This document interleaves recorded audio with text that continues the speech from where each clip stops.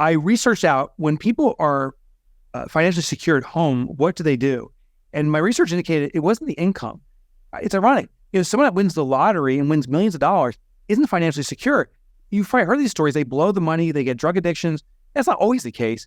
But if you're not prepared for financial security, it doesn't matter how much you make. It'll go in one hand and out the other. This is the Passive 25K podcast, a podcast built around the vision of creating wealth through passive income for ourselves and others. The idea of creating income while you sleep seems like a dream come true, but for most professionals, turning this into a reality is a different story. On this show, you will hear real people breaking passive income streams down to the basics, giving you the next steps to start your own passive income journey. If you're new to the show, my name is Kyle Reedstrom from Fargo, North Dakota, where I get to work with my team of agents and investors each day to complete our goal of $25,000 a month in passive income. Now, let's get right into our next conversation. This is the Passive 25K podcast with Kyle Reedstrom. We, of course, are the home of Passive Income University. We help working professionals with one source of income start and complete their passive income journey. As always, find us at p25kg.com if you're looking for next steps.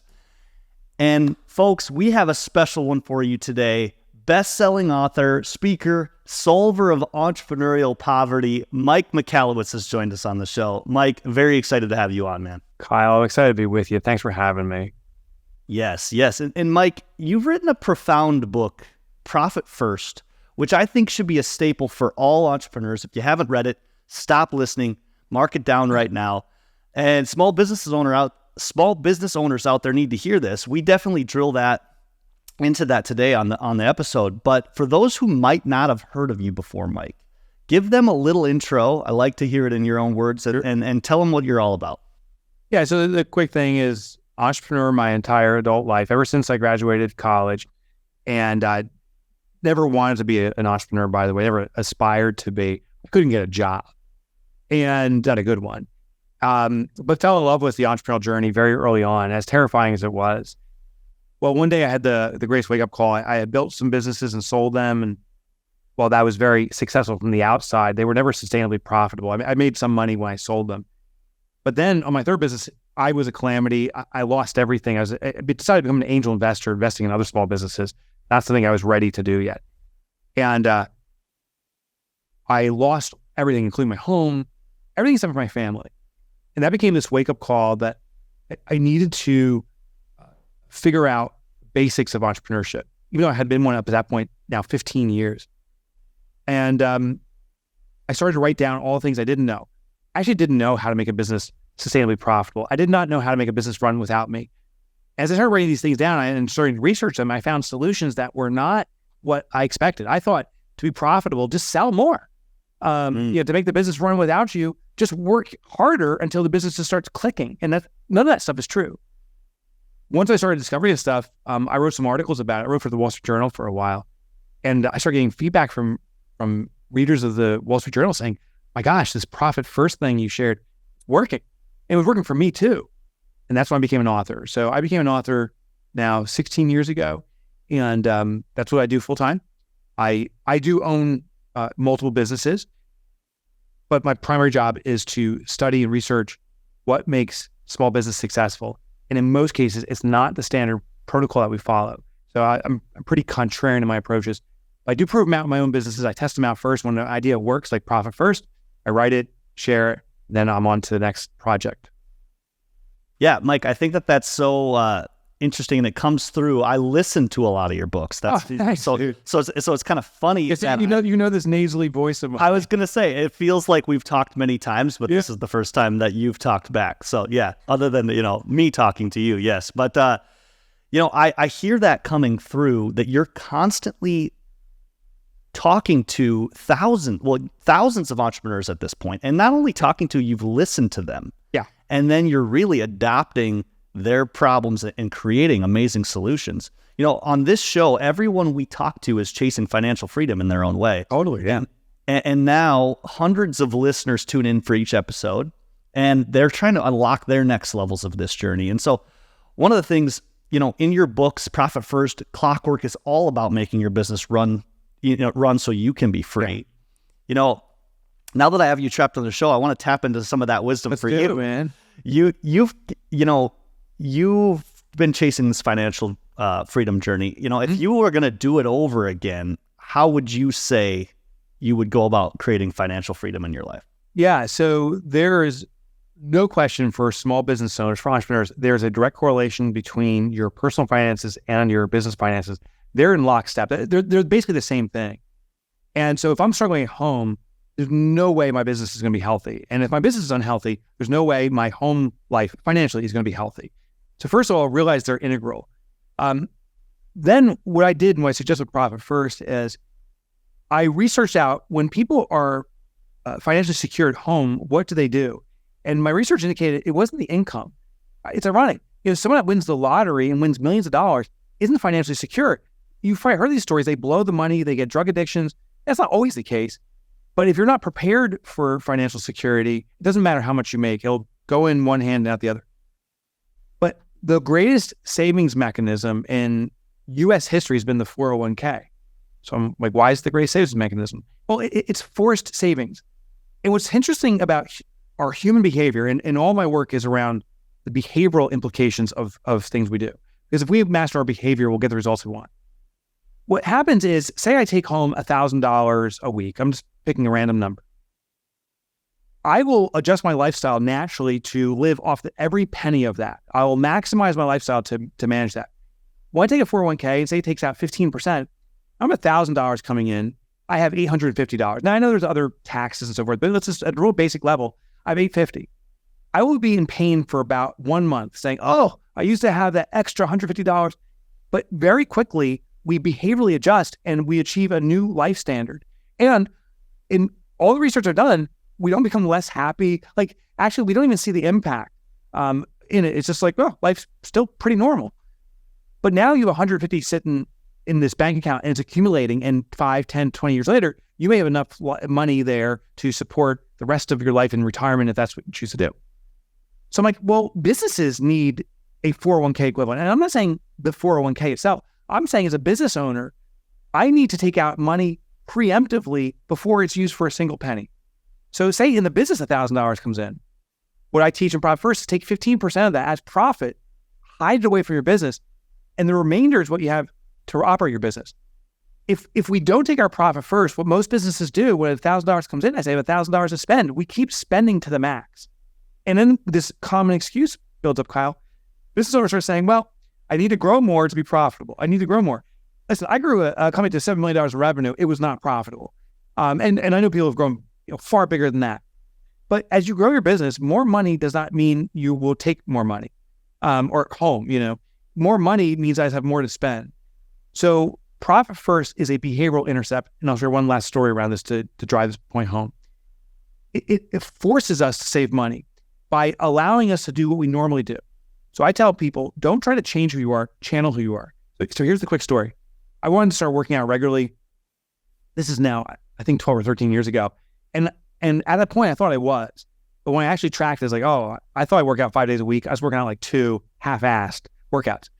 So I said, what's the problem? Well, I noticed I'd wake up in the morning, go to the bathroom, drink coffee, scroll through the news. Day gets away from me. I skip yet another workout. In that natural pattern, I'd wake up, I'd always go to the bathroom. So I started putting my sneakers on top of the toilet seat because now when I wake up, the only way to use the bathroom is by grabbing my sneakers. And momentum would kick in. I put the sneakers on my feet. I head over to the gym. Now I work as truly were 5 days a week. Well, what I noticed most small business owners do is we skip the accounting, and I'm telling you, that's okay. What we do is we log into our bank account to see how much money's there. Well, that's the toilet seat. So if the first thing we do when we wake up is go to the bathroom, if the first thing you do in your business is you log into your bank account to see how much money is there, we need the sneakers there. So Profit First is a bank-based system where we set up an account there called Profit. Every time a deposit comes in, transfer money to Profit. So now you start seeing the profit accumulate. And there's a lot more accounts we can set up that I teach in the book, but that's the essence of it. And by putting it where you naturally go, you see what money's available for what purpose before you spend it. Yeah, man. And I think that was the huge epiphany, which is a lot of this episode I want to talk about. This Profit First epiphany this isn't just a business tactic. This isn't just another thing you read or another thing that coaching program. It's a behavioral change.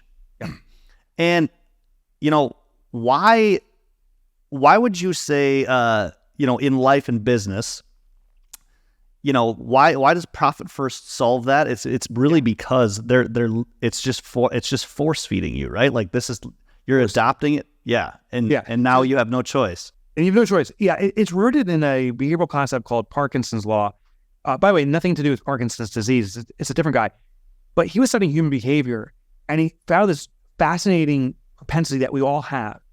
And what he said is, as a supply of any resource increases, it's human nature to consume more of that resource. So an example is, I like chocolate chip cookies. If you put a cookie in front of me, I may play some stupid game saying, I really shouldn't. I'll eat it. I will eat it. But if you put a dozen cookies in front of me, I'm not going to eat just that one. I'll probably eat maybe even a dozen, but I'll eat more than one. Yeah. So the greater the supply, the greater consumption.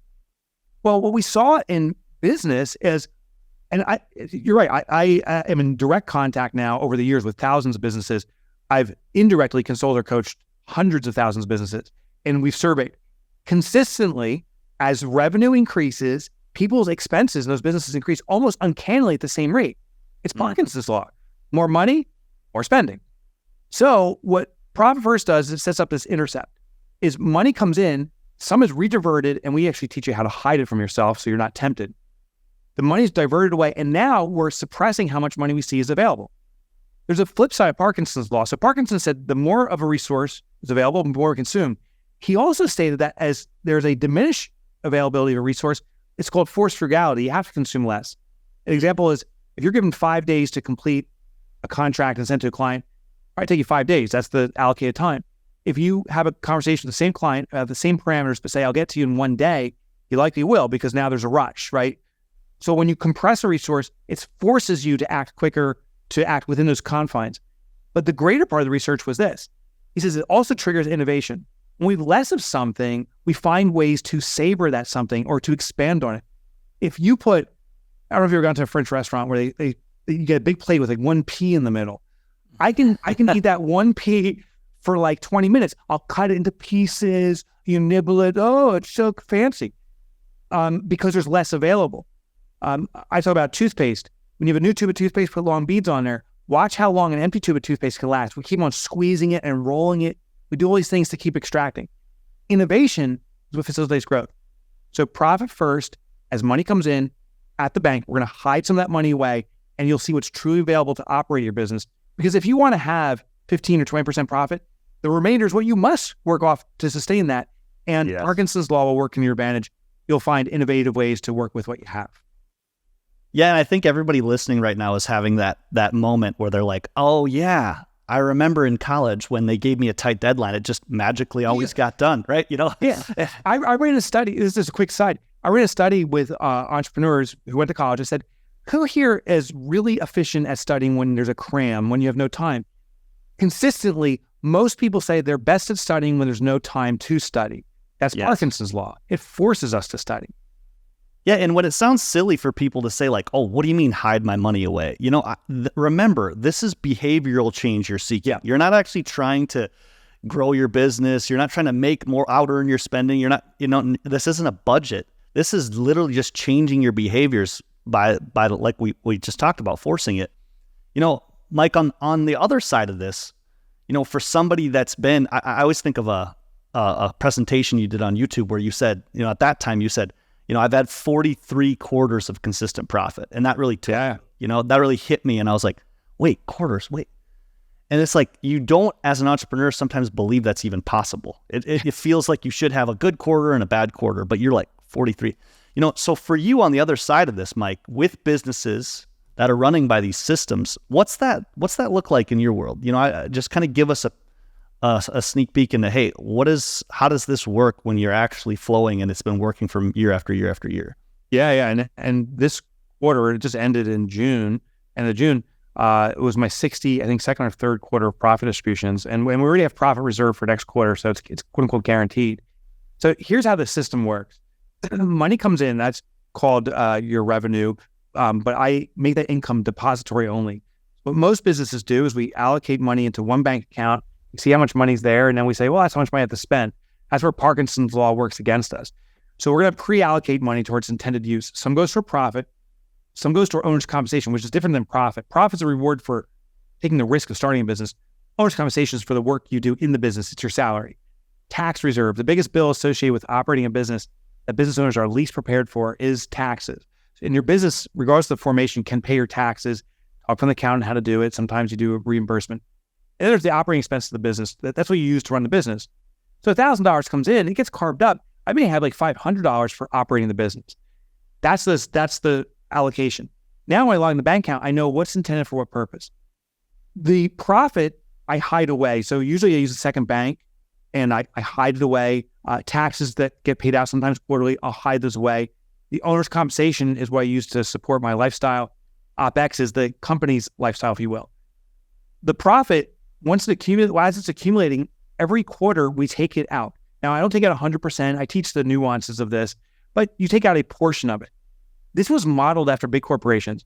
So as I was doing my research, well over a decade ago into this, I looked at what businesses are sustainably profitable. And while I'm not necessarily a admirer or fan of big businesses like Amazon or Tesla, those are great companies. I just have a love for small business. But what I do respect about those, the only way you can make those businesses sustainable is if you can manage the finances perfectly. And the number one thing that these public corporations do is they keep the shareholder engaged. You and I who buy the stock, we're investors, we're owners of the company. And they know every quarter, do the profit distribution. That's why most public companies do that. They send out a profit distribution saying, thank you for being an owner in the business. And it engages us saying, okay, I'm happy I own the stock and we hope the value will go up, maybe go down. But next quarter we get the profit distribution and so forth until ultimately we decide to sell our stock. Well, small business should leverage this behavior, is that the shareholder every 90 days needs to be rewarded for taking that risk. Some people say, well, I'll take it out every week. I'll take out profit. No, now it's not profit distribution as much as a expected income. It's actually now part of your salary. And our lifestyle will start adjusting. What about taking profit every year? Well, then it's so far out, it feels like it's never going to happen. This 90-day is almost magical that we're always anticipating it. It's just around the corner every single time, but it's far enough out that we're anticipating it and not depending on it. That's why we want to get into these orderly distributions of profit. Yeah, and this is something I think a lot of people, Mike, would you agree, people get started on and then, they kind of start hitting those bumps in the road. When it comes to mistakes that you've made with this system, like what are the mistakes we got to look out for if we're getting excited about this? The number one kind of mistake I see people make is like, oh, I can use it on a spreadsheet or my accounting system. Like, I don't need to set multiple accounts at my bank. It's a behavioral intercept. This is walking into the bathroom. The sneakers need to be in the toilet seat. I did have my sneakers with me. They were just in the closet and I never went there. So I never accessed them. People do this on a spreadsheet. The question is, are you running your business off a spreadsheet now? Truly, do you check your spreadsheet every day? Or if you have an accounting system, which most people do you really go into your QuickBooks or whatever every day and check out your general ledger and chart of accounts? Probably no. But do you log into your bank account every week or every day? If the answer is yes, we need to put it there. So don't use spreadsheets. Don't use the accounting system. Those will be part of it, but it's all about at the bank level. It has to intercept our behavior. The second thing is, mistake I see people make is they go too fast, too strong. They say, oh, I want to have 50% profit. So I've never been profitable before. Half the money that comes to my business, I'm going to start putting toward profit. It's such an abrupt change, it'll hurt you. It's like some dude that's never worked out. It's like me going to the gym and saying, hey, put 300 pounds on the bench. I rip my shoulders out. Like, I'm a skinny guy. I got to start off with maybe 100 pounds. I got to slowly build my way up. But I got to start. So start slow and let it grow. That's the key. Another mistake I see people make is they play a shell game. And this system is a behavioral system. It's not a shell game. When we allocate money toward profit, that's its only intended use. I see people say, well, I can't pay my bills now. Well, if you can't pay your bills, don't borrow it from profit. It's not profit then. You're paying your bills. The lesson is this. If you take your profit first and want to have a 10% profit and there's not enough money to pay your bills, as your company's telling you, you can't afford your bills. There's a fundamental flaw in the business. Maybe cutting expenses. And for some businesses, you can cut 10, 20% expenses without cutting into the muscle. Then that's good. But the bigger thing for many businesses that are small is increased profit margins. How we dictate a higher price for what we do. Where do we bring efficiency in? It's usually those things. So those are the top three mistakes people make. Yeah, and that last one is perfect. Like you said, you're forced to innovate when you stop doing the transfer from the owner's comp. Oh, I just won't get paid. Or, Yeah. I just won't take as much profit. That's the moments when, as an entrepreneur, you put that hat on and you have to make some big decisions. I think that's favorite story. Yeah. I have a favorite story around this, and I'm sorry to jump on you. No, you're good. I love it. So I read about the Savannah Bananas. Kyle, have you ever heard of them? The baseball team? Okay. Yeah. Savannah Bananas has exploded to popularity. And if someone listening in does not know them, they're the Harlem Globetrotters of baseball. Well, the founder, Jesse and Emily Cole, started this business now, I think 10 years ago. And they implemented profit first from day one. Well, when they ran profit first, it was a minor league team. They were having like 300 people come to the stadium. There's no margins. There's no money. They took out their 10% profit and said, when they looked at their expenses, we don't have money to run or maintain our scoreboard. But here's what they did. They said, instead of saying we can't be profitable, they said, how do we run a team without a scoreboard or electricity for a scoreboard? So they removed it. What they did is they asked people in the audience to grab like a boxing ring, the score, and they would walk the field between each inning showing the score. They got the audience engaged. Well, that not alone, but that and other things started triggering this cascade of innovative ideas. Today, fast forward, their games are sold out years in advance. They've sold out, I think, 7 consecutive seasons. The only team in the world to do this. Even majors don't do that. They're extremely profitable. 5,000 people show up. They are wildly innovative. They don't spend tons of money. They find ways to get the audience participating in a way like never before. I'll just give you one more tip. They realize that people come to baseball games for the entertainment, not just the baseball. Baseball itself can kind of get boring. So when the players come on board, these are college athletes. They're like a minor league team. When the college players come, the first practice is not how to pitch better or catch better. It's actually how to line dance. They teach their players dance moves and stuff. So constantly there's this entertainment. And now they are a national brand. People go crazy over them because by taking their profit first, it forced innovation. They're highly innovative people. I think even without profit first, they would have innovated wildly. But when they saw they couldn't pay for the scoreboard, they didn't steal from themselves and say, we have to. They found a better way to do it without a scoreboard. Man, that's a huge nugget there. And I heard about them from your books, Mike. And then, by the way, anybody that doesn't follow them on Instagram or, you've got to look at their videos. It's a hilarious entertainment. They did a pitcher pitching on stilts recently. It's like, what the hell? Yeah. What the hell? Yeah. Mike, we have a little bit of time left. I want to hit you with some quick ones, just because you're someone in this space, you're an entrepreneur, you're doing stuff. So curious if you have any habits in your life or business that have made a great impact on you. For sure. So I do have a daily routine. There's a great book out there called The Miracle Morning, by the way, and I invite people to read that book by Hal Elrod. So I use some of those core principles. I do meditation every day. That's been very helpful. But also, one thing I do is when I wake up, I allocate an hour every day just to the most important work I do, which is writing. And I do that first thing in the morning. So I don't have a single day where I have an excuse for not producing or writing stuff. Now, 99% of stuff I write will never see the light of day. These are just ideas. But 1% of stuff for me is gold or silver or bronze. It's something of value, and I extract that. And we're talking about exercise, those sneakers. I don't need to put them on the toilet seat anymore. Now I put them right outside my bed. So I step out of the bed, I hit my sneakers. I work out religiously now for the last nearly a decade, 5 days a week. And that I believe as a entrepreneur, my physical health will translate into my performance in work. So I got to be physically fit to be fiscally fit. Nice. I like that. And I totally agree with that, by the way. How about a person or a book you're hot on right now? What would you say? I just finished reading Turn That Ship Around by David Marquette. It's been around for a long time. Fascinating. But what one leader can do, he had a team of poor performers and C players. Not a single person left the team. And he was the one person, the leader, that came in and he turned around. It was a submarine, I think of about 400 or 500 people. And they're all A players now, some of the best in the military, at least during the story journey. So Turn This Ship Around is a great book. Cool. Thanks for the recommendation. Obviously, we love what your team is up to and putting together. What's on the horizon for you? What are you excited about right now? Well, as an author, my next book, it's called All In, How Great Leaders Build Unstoppable Teams. And what I do with all my books, including Profit First, is I look at what the standard approach is to some business aspect and what are the quantified results.